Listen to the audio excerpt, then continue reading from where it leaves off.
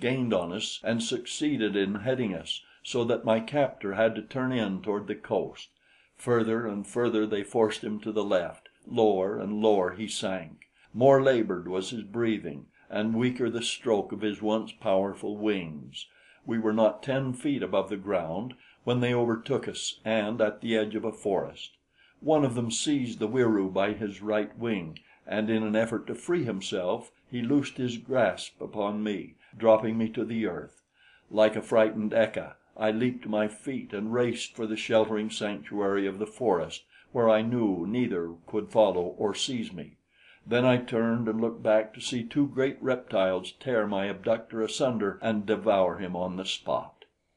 I was saved, yet I felt that I was lost. How far I was from the country of the Galus I could not guess, nor did it seem probable that I ever could make my way in safety to my native land. Day was breaking. Soon the carnivora would stalk forth for their first kill. I was armed only with my knife. About me was a strange landscape. The flowers, the trees, the grasses even, were different from those of my northern world, and presently there appeared before me a creature fully as hideous as the Wieroo, a hairy man thing that barely walked erect. I shuddered, and then I fled. Through the hideous dangers that my forebears had endured in the early stages of their human evolution I fled, and always pursuing was the hairy monster that had discovered me. Later he was joined by others of his kind. They were the speechless men, the Alus, from whom you rescued me, my Tom. From then on you know the story of my adventures, and from the first I would endure them all again because they led me to you." It was very nice of her to say that, and I appreciated it. I felt that she was a mighty nice little girl whose friendship anyone might be glad to have. But I wished that when she touched me, those peculiar thrills would not run through me. It was most discomforting, because it reminded me of love, and I knew that I never could love this half-baked little barbarian.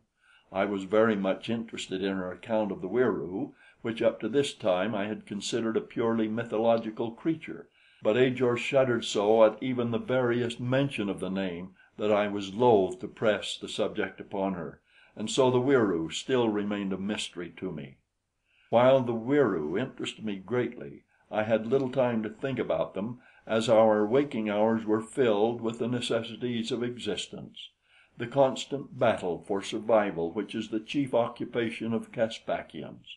To-mar and So-al were now about fitted for their advent into Kro-lu society, and must therefore leave us, as we could not accompany them without incurring great danger ourselves and running the chance of endangering them. But each swore to be always our friend, and assured us that should we need their aid at any time, we had but to ask it. Nor could I doubt their sincerity, since we had been so instrumental in bringing them safely upon their journey toward the Kro-lu village. This was our last day together. In the afternoon we should separate, To-mar and So-al going directly to the Kro-lu village, while Ajor and I made a detour to avoid a conflict with the archers. The former both showed evidence of nervous apprehension as the time approached for them to make their entry into the village of their new people, and yet both were very proud and happy. They told us that they would be well received, as additions to a tribe always are welcomed, and the more so as the distance from the beginning increased, the higher tribes or races being far weaker numerically than the lower. The southern end of the island fairly swarms with the Ho-lu or apes. Next above these are the Alus, who are slightly fewer in number than the Ho-lu, and again there are fewer Bo-hu than Alus, and fewer Sto-lu than Bo-lu. Thus it goes until the Kro-lu are fewer in number than any of the others, and here the law reverses, for the Galus outnumber the Kro-lu. As Ajor explained it to me, the reason for this is that as evolution practically ceases with the Galus, there is no less among them on this score, for even the cos-ata-lo are still considered Galus and remain with them, and Galus come up both from the west and east coasts. There are, too, fewer carnivorous reptiles at the north end of the island, and not so many of the great and ferocious members of the cat family as take their hideous toll of life among the races further south. By now I was obtaining some idea of the Caspakian scheme of evolution, which partly accounted for the lack of young among the races I had so far seen. Coming up from the beginning, the Caspakian passes, during a single existence, through the various stages of evolution, or at least many of them, through which the human race has passed during the countless ages since life first stirred upon a new world. But the question which continued to puzzle me was, what creates life at the beginning, Korsvajo? I had noticed that as we traveled northward from the Alus country, the land had gradually risen until we were now several hundred feet above the level of the inland sea. Ajor told me that the Galus country was still higher and considerably colder, which accounted for the scarcity of reptiles. The change in form and kinds of the lower animals was even more marked than the evolutionary stages of man. The diminutive eka, or small horse, became a rough-coated and sturdy little pony in the Kro lu country. I saw a greater number of small lions and tigers, though many of the huge ones still persisted, while the woolly mammoth was more in evidence, as were several varieties of the labyrinthodonta. These creatures, from which, God save me, I should have expected to find further south, but for some unaccountable reason they gain their greatest bulk in the Kro lu and Galu countries, though fortunately they are rare.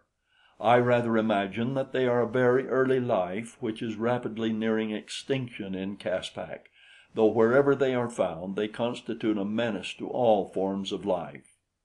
It was mid-afternoon when To-mar and So-al bade us good bye. We were not far from Kro lu village. In fact, we had approached it much closer than we had intended, and now Ajor and I were to make a detour toward the sea, while our companions went directly in search of the Kro lu chief. Ajor and I had gone perhaps a mile or two and were just about to emerge from a dense wood when I saw that ahead of us which caused me to draw back into concealment, at the same time pushing Ajor behind me. What I saw was a party of Band lu warriors, large, fierce-appearing men. From the direction of their march I saw that they were returning to their caves, and that if we remained where we were, they would pass without discovering us. Presently Ajor nudged me. "They have a prisoner," she whispered. "He is Kro lu."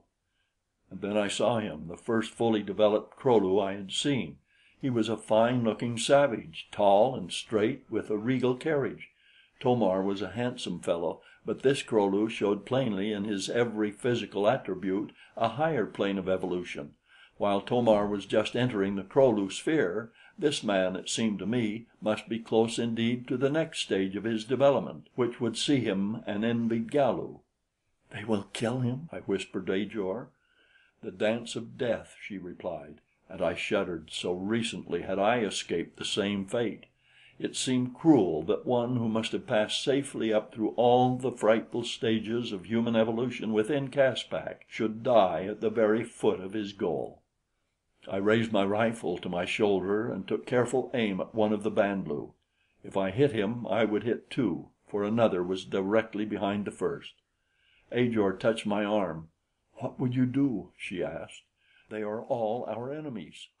"I am going to save them from the dance of death," I replied, "enemy or no enemy," and I squeezed the trigger. At the report the two Band lu lunged forward upon their faces. I handed my rifle to Ajor and drawing my pistol, stepped out in full view of the startled party. The Band lu did not run away as had some of the lower orders of Caspakians at the sound of the rifle. Instead, the moment they saw me, they let out a series of demoniac war cries, and raising their spears above their heads, charged me.